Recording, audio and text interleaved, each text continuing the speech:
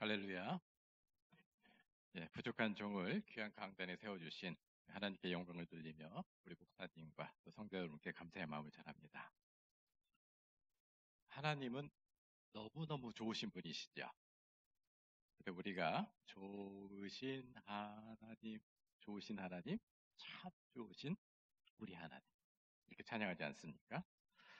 야고보서는 1장 17절에서 온갖 좋은 은사와 온전한 선물이 다 위로부터, 어디로부터요?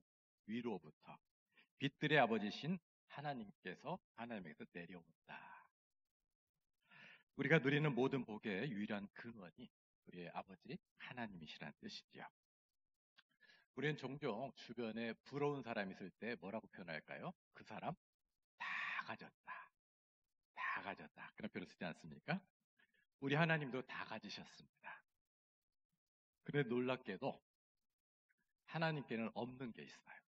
다 가지셨는데 없는데 뭐가 없으실까요?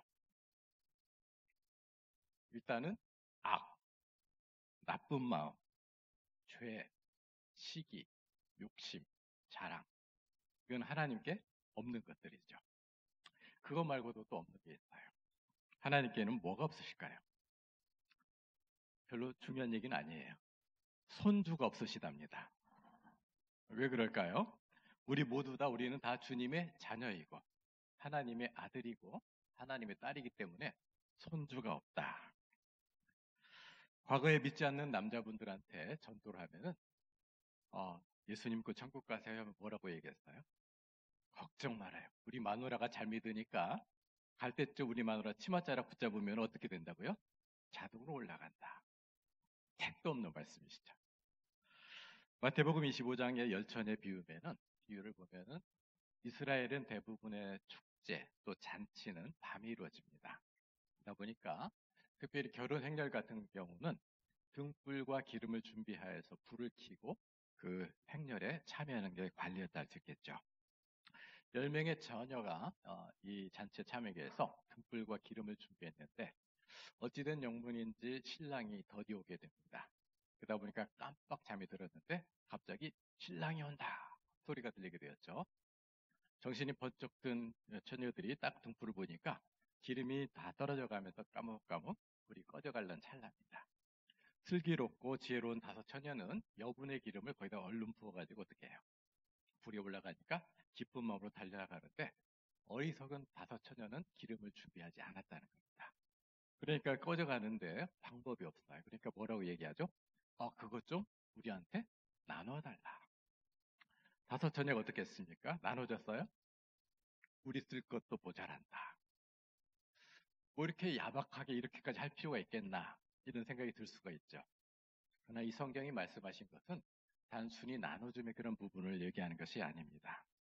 성경은 우리 각자가 신랑 되신 예수님을 만나게 되고 하나님께 나아갈 때는 우리 개인의 자신만의 믿음, 자신만의 행실, 자신만의 신앙을 가지고 하나님을 만나게 된다는 그 사실을 엄중하게 말씀하고 있다는 거죠. 기름이 무엇이냐에 대해서는 이제 여러 해석이 다양하겠습니다만은 가장 중요한 의미는 우리가 다시 오시는 예수 그리스도를 맞이할 때 우리는 각자가 준비한 것으로 맞이하는 것이지 다른 사람의 공덕, 다른 사람의 믿음, 다른 사람의 헌신을 빌리거나 나누어 가질 수 없다는 사실입니다. 흥미롭게도 여러분이 나중에 성경을 보실 때 두루두루 한번 보실 내용들 가운데 하나가 뭐냐면 성경은 뜬금없이 그냥 얘기하는 게 아니고 앞의 내용과 연결시키는 경우가 꽤 많이 있습니다. 슬기롭다, 지혜롭다, 어리석다 이 내용은 갑자기 튀어난 얘기가 아니에요. 한참 앞에 있었던 마태복음 7장 오늘의 본문과 연관이 있는 산상수훈 7장 24절에 보면은 어리석은 자는 어디 위에다가 집을 세우고 모래 위에 집을 세우고 지혜로운 자는 반석에 짓는다. 이미 거기서 어리석다, 지혜롭다 말이 튀어나왔었단 말씀이죠. 이처럼 그런 우리에게 주시는 말씀.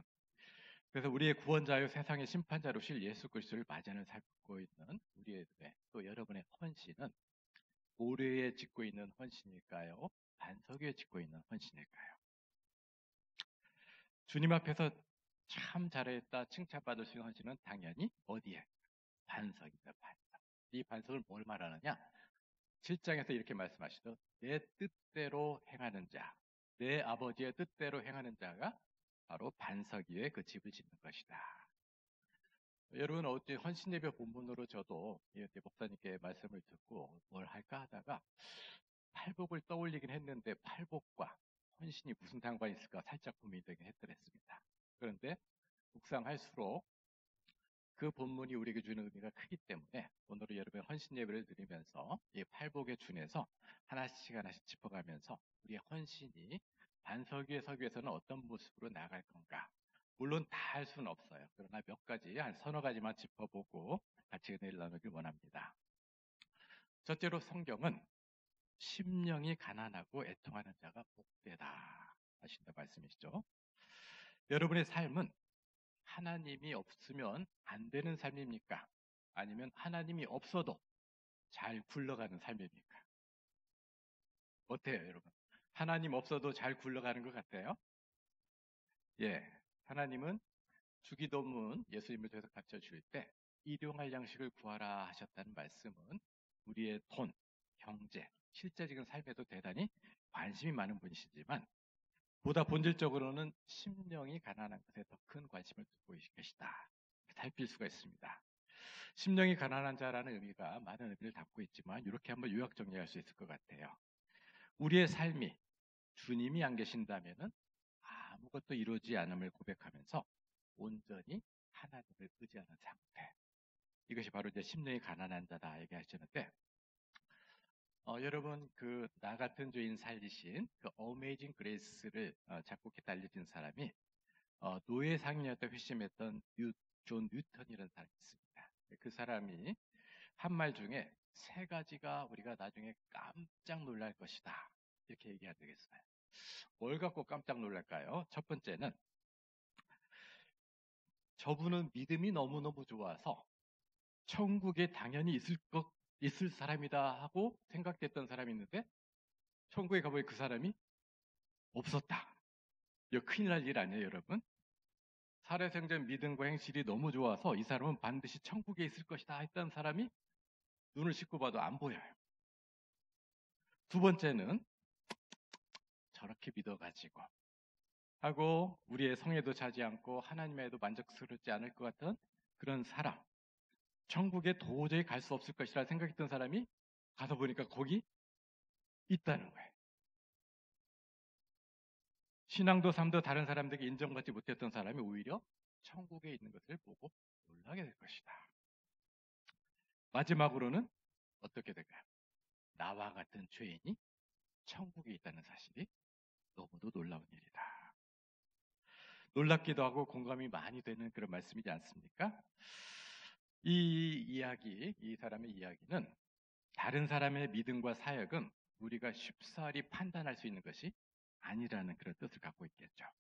또한 우리 역시도 우리 모두가 심령이 가난하여서 은혜가 아니면 살 수 없는 존재라는 것을 다시 한번 깨닫게 하는 것입니다.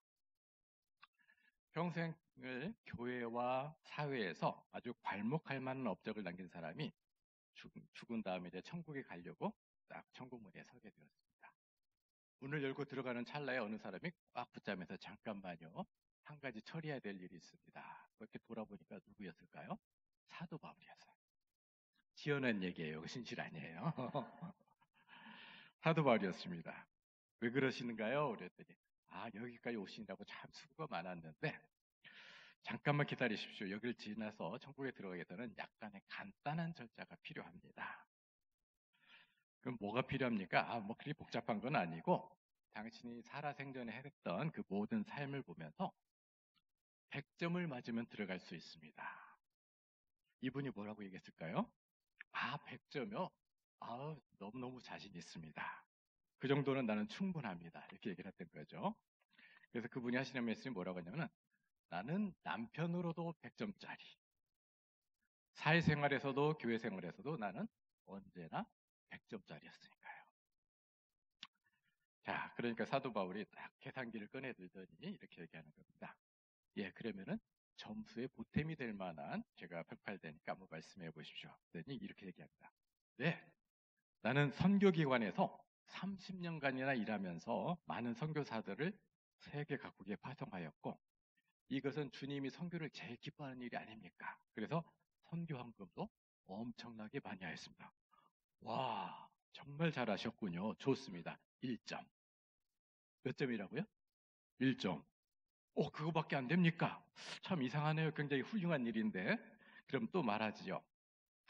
저는 40년간 결혼 생활을 영위하면서 훌륭한 남편으로 아주 행복한 결혼 생활을 했고요. 아이도 잘 길러서 목사, 교수, 의사, 판사들로 키워냈습니다. 그들은 하나님의 일을 아주 많이 하고 있습니다. 정말로 소문대로 당신은 참 좋은 사람이군요. 그러면 2점을 가산합니다. 몇 점이라고요? 2점이 됐어요. 2점이요? 점수가 정말 짜군요. 그러니까 이제 땀을 뻘뻘 흘리기 시작합니다. 100점이 쉬울 줄 알았는데 너무도 못해 있었던 것이죠. 조바심이 난 그는 계속 말을 지어갑니다. 저는 60년 동안 예배에 한 번도 빠진 적이 없습니다. 새벽 기도, 전도, 성경 공부, 교구에서 하는 일은 다 참석을 했습니다. 너무너무 훌륭하군요. 1점. 저는 이제 학교에서, 신학교에서 학생들 가르치지만은 60점 미만이면 어떻게 해요? F. 탈락이 됩니다. 이분은 지금까지 얻은 점수가 몇 점이에요? 4점밖에 안 돼요. 이제 겨우 4점이군요. 더 말할 것이 없는데 어떻게 이 96점을 채우죠? 내가 천국에 어떻게 들어가죠? 어떻게 하면 될까요, 여러분? 지금 이분이 말씀하신 걸로 충분한 훌륭한 삶이 아닙니까? 이분이 아득아득하면서 머리를 쥐어짜고 있다가 어떻게 해요? 눈물을 흘리면서 얘기합니다. 주님 방법이 없어요. 어디 계세요? 주님 어디 계세요? 하고 울부짖기 시작하니까 뒤에서 사도 바울이 환하게 웃으면서 네, 100점이 되었습니다. 누구 때문에 100점이 되었어요? 누구를 찾았기 때문에? 주님 대신 예수님을 찾았기 때문에. 바로 이 이야기가 얘기한 건 지어낸 얘기지만 많은 사람들이 내가 헌신하고 뭘 했기 때문에 하나님이 나를 기뻐하실 것이다.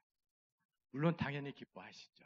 그러나 그것이 우리로 하여금 천국에 들어가게 하는 것은 아니고 우리가 아무리 많은 것을 한들 하나님의 은혜를 따라갈 수가 없다는 겁니다. 우리는 행함으로 구원받는 것이 아니라 예수님만이 우리의 구원자가 되시고 우리는 은혜로 믿음으로 구원받고 천국에 들어가는 것입니다. 그래야 예수님은 심령이 가난한 자가 복되다. 예수님이 아니시면 아무것도 할 수 없다. 이런 고백을 너무너무 기뻐하신다는 거죠. 하나님에 대한 헌신은 하나님의 크고 크신 은혜를 깨닫는 데서 출발합니다. 그리고 자신의 부족함을 아는 사람들은 다른 사람에 대해서도 온유하게 되죠. 그래서 둘째로 온유한 자가 천국을 기업으로 받게 될 것이다 말씀합니다. 은혜로 천국에 들어가는 자는 온유한 자가 됩니다. 나의 부족함을 알기 때문에 다른 사람을 함부로 판단하거나 정죄하지 않습니다. 남에 대한 이해가 더더욱 깊어지는 거죠. 알곡과 가라지 비유가 있어요. 어떤 사람은 알곡 같은 교인이 있고 어떤 사람은 가라지 같은 교인인데 여러분은 어때요? 알곡 같아요? 가라지 같아요? 스스로 대답하지 않으셔도 돼요. 속으로만 생각하셔도 돼요. 근데 은연중에 저 사람은 가라지 같아, 저 사람은 알곡 같아, 우리가 너무 쉽사리 판단하는 경우가 있다는 겁니다. 하지만 성경은 엄중하게 말씀하신 것은 그 사람이 알곡이냐 가라지냐 이 판단은 우리가 하는 것이 아니라 마지막 날에 주께서 오실 때 주님이 보내주신 사자가 판단하여 녹석을 가린다라고 말씀하고 있다는 거죠. 무엇보다도 그 사람이 알곡인지 가라지인지는 또한 그 사람의 전체 삶을 통해서 알 수가 있어요. 우리를 한번 돌아볼까요? 우리는 어느 때는 알곡처럼 열심을 내다가 잠깐의 실족할 만한 때로는 어떤 시험거리가 있으면 어때요? 교회 생활도 흐트러지면서 가라지처럼 변할 수 있다는 겁니다. 하나님이 만약 가라지처럼 살았던 그 시간만을 판단하신다면 어떻게 될까요? 그게 아니라는 거죠. 곧 하나님은 우리의 모든 인생, 호흡이 끝나는 그 순간까지 모든 헌신이 하나님이 보시는 그런 헌신이 된다는 겁니다. 사실은 오늘 설교 본문에는 안 넣었는데 이 말씀하다 보니까 한번 잠깐 해도 좋을 것 같아요. 특별히 이제 우리 권사님들이 많이 좋으신 권사님 많이 계신 걸로 압니다만은 젊은이들이 열심을 내면 뭐라고 얘기하세요? 나도 한때는 하고 어떻게 해요? 과거에 하던 헌신을 회상하는 경우들이 많이 있어요. 또 어떤 분들은 바쁘다는 이유로 나중에 시간이 되면 여러분 생각하실 것은 시간표는 우리 게 아니죠. 하나님의 시간표라는 겁니다. 그래서 저는 헌신을 얘기할 때는 시제에 보면은 과거형, 현재형, 미래형이 있는데 우리의 헌신은 반드시 언제가 돼야 된다. 현재가 돼야 된다. 현재. 목사님들이 11월쯤 되면 제일 힘들어하세요. 가장 많이 듣는 말씀이 뭐기 때문에. 못해요. 목사님 내년에는 구역장 못하겠어요. 목사님 내년에는 성가대 못하겠어요. 목사님 내년에는 교사를 못하겠어요. 11월만 되시면 노이로제가 걸리신다는 얘기를 들었어요. 제가 이제 미국에서 유학하는 동안에 미국 교회는 조금 가난합니다. 대체적으로. 그래서 이제 자체 건물을 갖지 못하고 미국 교인들 교회에서 월세를 내고 예배드리는 경우가 한 8, 90%가 돼요. 그러니까 자체 교회가 있는 교회는 열에 하나나 둘밖에 안 된다. 얼마만큼 그 새빵살이의 아픔을 안고 살아갑니다. 근데 이제 제가 섬겼던 교회도 그런 모습이었는데 거기에 이제 미국 교회에 관리 집사님이 계셨어요. 근데 제가 봐도 얼추 한 85세는 되어 보여요. 근데 이분이 이 복대에다가 망치며 벤치며 이걸 갖고 다니면서 시시때때로 깨진 유리창, 문짝 하게 되는데 얼마나 찬송을 이렇게 즐겁게 부르시면서 하시는지 참 믿음이 좋으시다. 그런데 또 한쪽으로는 내가 생각이 짧았던 게 뭐냐면은 또 어떤 생각, 인간적 생각이 뭐였을까요? 아이고, 얼마나 경제적으로 힘드시면은 저 늦은 나이까지 이렇게 험한 일을 하실까.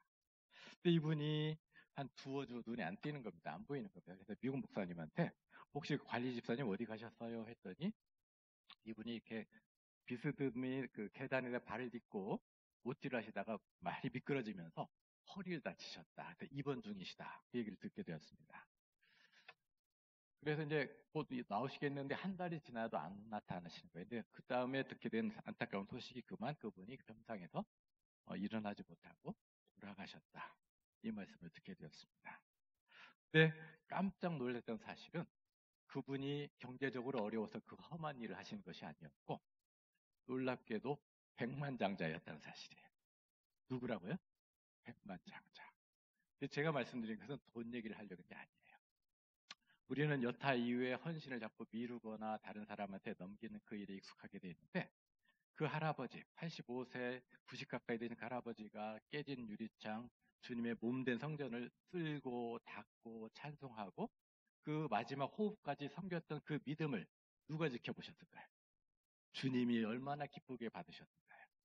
우리는 이런 이유로 자꾸만 미루거나 남한테 넘기는 일이 있는데 이분을 통해서 다시 한번 우리가 생각할 수 있는 것은 우리의 헌신은 과거가 되어서도 안 되고 미래가 되어서도 안 되고 어느 시간대, 오늘이라는 시간대. 여러분이 이처럼 헌신 예배로 나가는 사실이 하나님께는 얼마나 귀한 일인지 모르겠습니다. 그래서 바로 우리가 어느 때는 열심을 내기도 하면 실족하는 부분도 있고 우리 믿음이 흔들리는 부분이 있기 때문에 그 사람의 현재 모습만으로 판단하거나 정죄하거나 그럴 것이 아니고 그 사람의 회복을 위해서도 우리가 꾸준히 기도하고 기다려주는 것도 필요하다 말씀을 드릴 수가 있습니다. 그렇다면 온유함은 또 다른 방식으로 어떻게 드러날까요? 우리는 대화이건 논쟁이건 부부싸움이건 이겨야 직성이 풀립니다. 남보다 우위에 있어야 내가 높아지는 것처럼 생각을 갖게 됩니다. 여러분 많이들 경험해 보셨겠지만 부부싸움이나 친구의 싸움이나 누구와 싸움 가서 이긴 것 같아도 마음이 후련하던가요? 싸우고 나면 뭔가 찝찝하고 더 불안하고 더 아픔이 그런 부분을 많이 있게 됩니다. 남매가 다툼이 일어났습니다. 어머니가 달려옵니다. 오빠가 먼저 시작했어요. 아니 네가 먼저 날 싸움을 걸었잖아. 옥신각신합니다. 그 상황이 이해되시죠? 그랬더니 어머니가 두 아이를 껴안고 이렇게 얘기합니다. 얘들아, 내가 너희 사랑하는 거 알지? 그런데 내가 궁금한 건 누가 싸움을 시작했느냐가 아니라 누가 먼저 싸움을 멈추려고 하고 화해하려는 하느냐. 성경은 마태복음 5장 23절 24절에서 아주 독특한 말씀을 합니다. 예물을 제단에 드리다가 다른 말로는 예배하려다가 다른 말로는 헌신하려다가 이렇게 표현할 수도 있을 거예요. 그러나 내 형제에게 원망 들을 만한 일이 생각나거든 예물을 제단 앞에 두고 헌신을 잠시 멈추고 먼저 가서 형제와 화목하고 그 후에 와서 예물을 드리라. 우리의 인생 가운데 일이 꼬이고 막히는 그런 병목 현상이 나타났다면 그것은 하나님의 시각에서 볼 때 우리가 무관심하게 방치하고 있는 우리와 불편한 관계에 있는 사람의 그 관계일 수도 있다는 말씀입니다. 헌신의 시작은 인간관계의 회복에서부터 출발합니다. 가끔 이런 분들이 있어요. 나는 사람이 아닌 하나님만을 기쁘시게 할 거야. 많이 들어보셨죠? 나는 사람보다는 하나님만 기쁘시게 할 거야. 하나님이 오실 때는 말이 안 되는 얘기예요. 하나님은 무엇이라고 말씀하셔야 할까요? 사이가 좋지 않은 가족, 친지, 친구, 동료들과 먼저 화해한 다음에 나의 일을 시작하라 하신다는 말씀이죠. 어떻게 하면 될까요? 뜬금없이 은근슬쩍 전화를 하는 것도 좋습니다. 그분과 또 케이크를 잠깐 선물해도 됩니다. 그러면은 반응이 어떻게 뭔 일인데? 하고 퉁명스럽게 나올 수 있는 그 상황도 분명히 있을 겁니다. 아니 그냥 잘 지내는가 하고 요 한마디로도 풀리는 관계도 있을 수 있다는 겁니다. 그래서 9절에 보면은 화평하는 자는 복이 있나니 그들이 하나님의 아들이라 일컬음을 받을 것이요 라고 하십니다. 무엇을 말씀하는 걸까요? 우리가 먼저 온유함으로 화해를 청하고 화목을 추구할 때 하나님이 그래 그렇지 그래야 내 아들이지 그래 그렇지 그래야 내 딸이지 하신다는 말씀입니다. 하나님에 대한 헌신은 물론 교회에서 출발하는 것도 좋지만 무엇에부터 출발한다고요? 불편한 인간관계에서 내가 먼저 화해를 청하는 온유함에서 먼저 시작됨을 기억하는 성도님 되시길 부탁드립니다. 셋째로 마음이 청결한 자는 복이 있다. 그들이 하나님을 볼 것이다 말씀합니다. 마음의 청결은 한 발짝 물러서서 내가 헌신하고자 하는 그 마음을 살피는 것이 필요하다 말씀합니다. 자신을 돌아봄 없이 달려가기만 한다면은 우리의 헌신은 자기 자랑으로 차곡차곡 쌓이게 됩니다. 시시때때로 내 헌신이 어떤 마음으로 이루어지고 있는 것을 살피고 살펴야 되는 그 말씀이죠. 여호수아서를 읽을 때마다 독특한 말씀을 만나게 됩니다. 여호수아가 이스라엘 백성을 모세를 뒤이어서 이끌고 갈 때 여리고성이라는 엄청난 거대한 성벽을 맞들고 있고 고심합니다. 이스라엘 백성을 이끌고 저 성을 어떻게 무너뜨릴 것인가? 물론 우리는 성경을 잘 알고 있기 때문에 이스라엘 백성이 매일 한 바퀴, 마지막 7바퀴, 13바퀴를 돌고 와! 하면 어떻게 돼요? 무너졌다는 걸 알고 있지만 여호수아는 아직 그 사실을 모르고 있어요. 그러니 계속 전쟁 어떻게 해야지 어떻게 하고 있는데 그때 자기 앞에 큰 칼을 빼든 사람이 한 사람이 툭 나타나게 됐어요. 그러니까 이 여호수아가 확 던지는 말이 뭐냐면 너는 나를 위하느냐 적을 원하냐 아군이냐 적군이냐를 묻게 돼요. 성경을 읽어보셨던 분 아시겠지만 이 사람이 누구였어요? 여호와의 군대 대장 혹은 군대 장관으로 여호수아를 돕기 위해서 온 하나님의 군대의 천사였다는 거죠. 그러면 의뢰 뭐라고 얘기를 해야 돼요? 이 녀석아 왜 뚱딴지 같은 소리를 하느냐? 하나님이 너를 위해서 보내는 아군이지. 이렇게 답변을 해야 되는데 이분의 입에서 나온 말은 뭐라고 하냐면 아니다. 영어 표현으로는 neither. 뭐냐면은 아군도 아니고 적군도 아니다. 이상하지 않아요? 아군인데 왜 아군이 아니라고 했을까요? 성경은 여기에 대해서 그렇게 설명을 드리진 않습니다. 근데 그 뒤에 나오는 말씀이 뭐냐면 너는 빨리 그곳에서 신발을 벗으라. 내가 선 곳은 거룩하니라. 이게 말씀이 전부예요. 여러 가지로 한번 생각해 볼 수가 있어요. 우리는 흔히들 이스라엘 백성이 뭐예요? 하나님이 법계만 있으면 하나님이 무조건 우리 편이다 생각했던 적이 있었다는 거죠. 하나님은 의뢰인 내 편이라 생각하는데 이 여호와의 군대 대장의 말은 뭘 얘기하냐면 하나님이 우리 편이 되는 것도 중요하지만 우리가 하나님 편에 서 있는가가 더 중요하다. 그렇다면 하나님 편에 어떻게 서는 게 더 좋아요? 신발을 벗으라. 이게 어떤 의미가 있을까 생각해 봅니다. 제가 이제 꽤 오래전 일입니다만은 교회 학교 교육 전도사로 처음 부임하려고 하는데 부장 집사님이 첫 말씀이 이거였어요. 전도사님, 내가 교육부서에서만 17년째입니다. 이게 무슨 말일까요? 번데기 앞에서 주름 잡지? 말하라. 이 얘기 아니에요. 물론 맞죠. 그분이 17년째 사역했으니까 감히 그 경험치를 어떻게 따라가겠습니까? 그때 함부로의 말씀은 아니죠. 왜냐하면은 신발을 벗으라는 것을 저는 그렇게 해석해 보고 싶어요. 신발은 내가 가는 모든 경험을 보게 하는 그 장소인데 벗으라는 얘기는 뭐예요? 내 생각, 내 계획, 내 입장이 아니라 누구의 것, 하나님의 것을 한 발짝 뒤에서 살펴보라.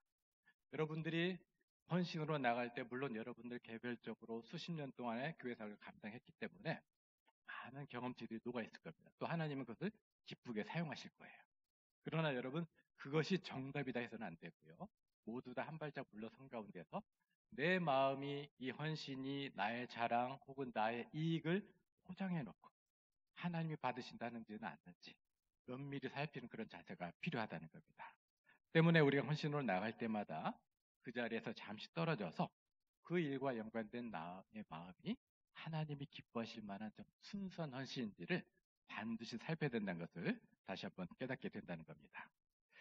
마지막으로는 헌신은 세상과 다름을 추구합니다. 마태복음 5장 11절에 보면은 나로 말미암아 너희를 욕하고 박해하고 거스로 너희를 거슬러 모든 악한 말 할 때 너희에게 복이 있다.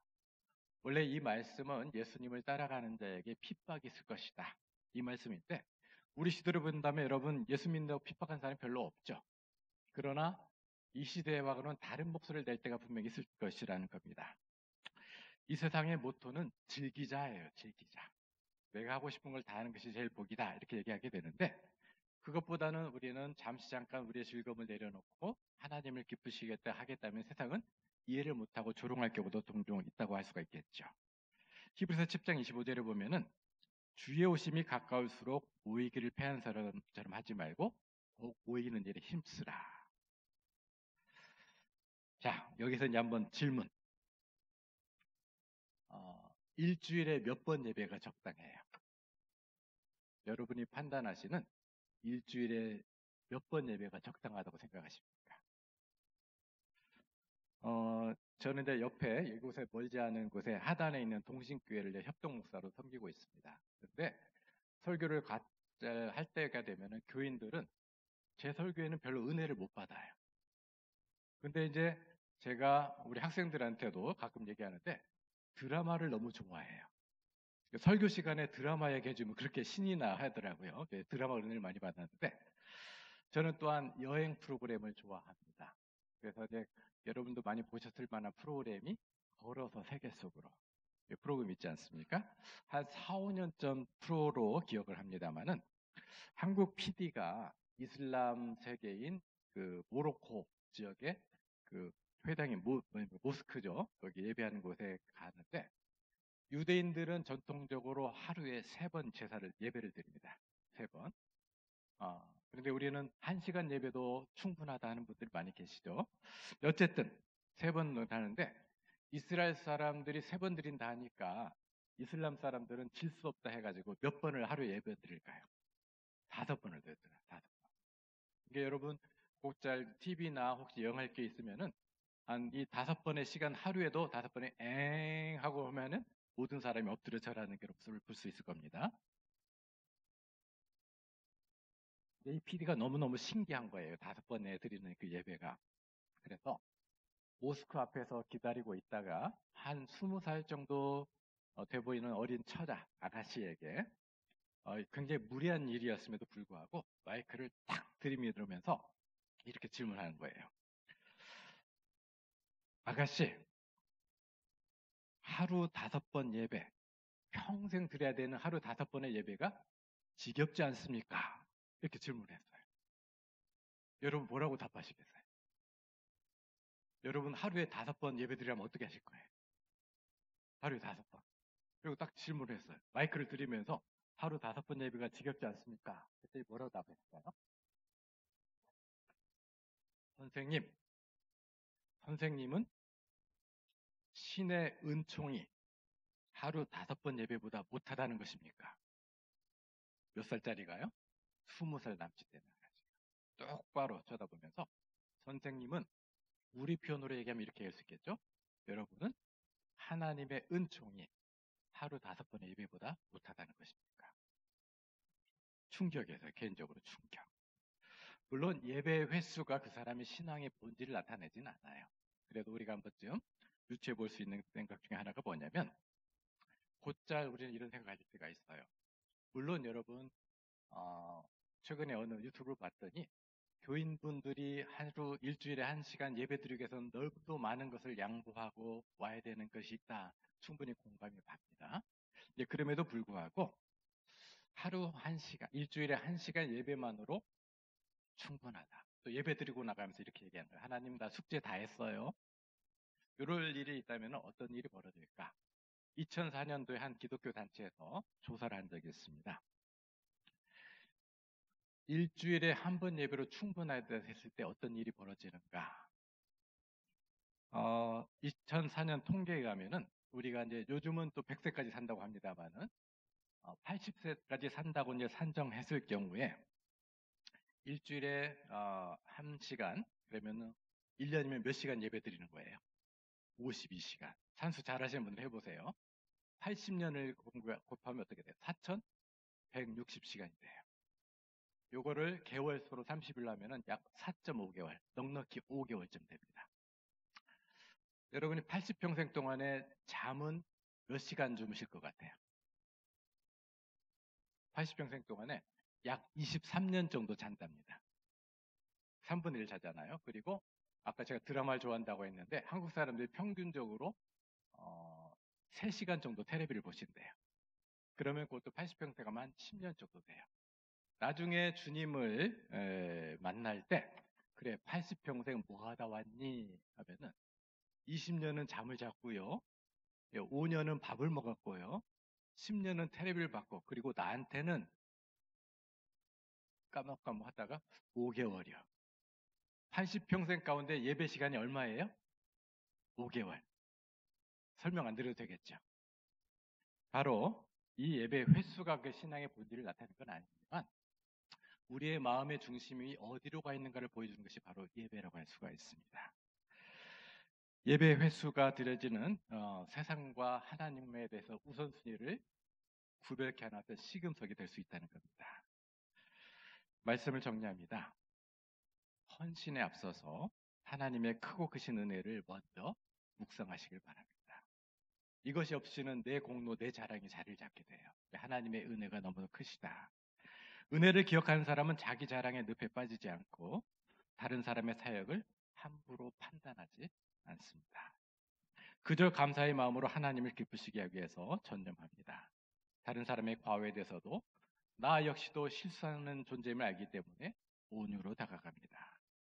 바울이 십자가를 향해서 달려가면은 나의 앞서 행했던 것을 모든 것을 무엇으로 여기고 배설물로 여기고 다 없어버리고 기억을 지워버리는 그런 달려감이 있다고 했듯이 자기의 마음을 살피고 살펴서 모든 자랑을 내버리고 그 마음 가운데 감사로 은혜로 채우고 내 헌신의 정결함을 유지합니다. 즐겨라가 바로 모토인 이 시대의 흐름을 따르기보다는 주의 백성들과 더 자주 모임을 갖고 특히 예배에 집중하면서 하나님의 뜻을 분별합니다. 이와 같은 헌신으로 참 잘하였도다 착하고 충성된 종아라고 주님의 칭찬과 인정을 받는 귀한 동광교회 여성교회와 성도님 되시기를 주님의 이름으로 축원드립니다. 아멘. 기도하시겠습니다. 사랑의 주님, 자기의 의와 자랑이 아닌 은혜로, 온유로, 감사로, 긍휼로, 정결함으로 열매 맺는 헌신으로 반석 위에 집을 짓는 참으로 복된 성도들이 되도록 한 분 한 분을 지켜 세워 주옵소서. 예수님의 이름으로 기도하옵나이다. 아멘.